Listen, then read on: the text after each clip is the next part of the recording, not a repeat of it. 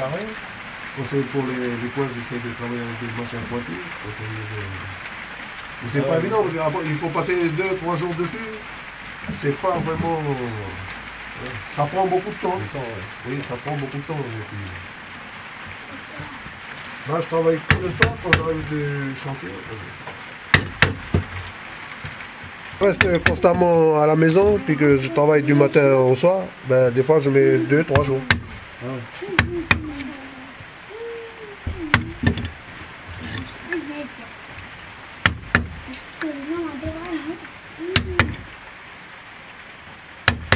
Ça fait longtemps que tu fais les sculptures? Ouais, depuis 99. Ah ouais, j'ai fait la sculpture par nécessité pour les enfants, parce que comme j'ai eu 6 enfants,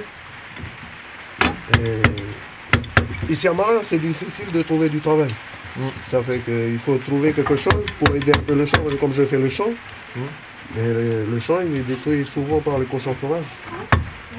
Et puis je fais des pièges, mais c'est pas suffisant. Alors, comme j'ai appris ça quand j'étais jeune, avant de partir à l'armée, et ben, tout de suite, je me suis mis à refaire des sculptures. J'ai pensé aux touristes qui vont chez Léon. Ah oui, le gîte là-bas. Oui, le gîte. Et c'est à partir de là que j'ai fait les sculptures. C'est surtout par nécessité pour les enfants, comme ça. Ouais. C'est pas évident. Ça commence à bien marcher là. Oui, là, ça marche parce que ça intéresse les touristes qui viennent.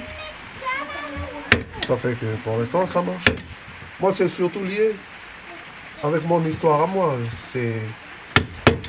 Moi, je suis issu d'un clan dont je porte le nom de famille Yassé. Yassé, en la langue de Marais, ça veut dire que ce sont des lutins. Des lutins qui sont créés par Dieu pour protéger l'île, pour garder la nature, pour protéger l'île. Et à partir de là, je ne sais pas.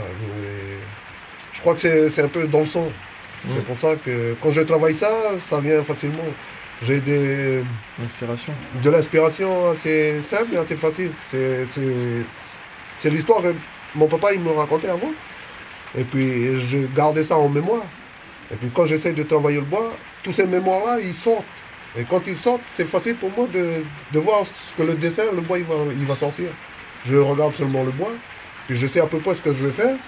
Et puis quand j'ai fait ça, là, normalement, j'ai fait un conteur.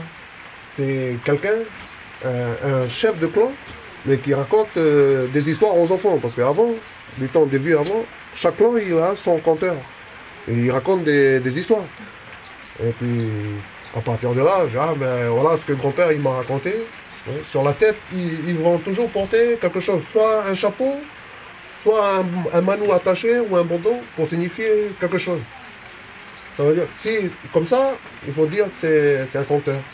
Si c'est un guerrier, il va porter deux ou 3 plumes.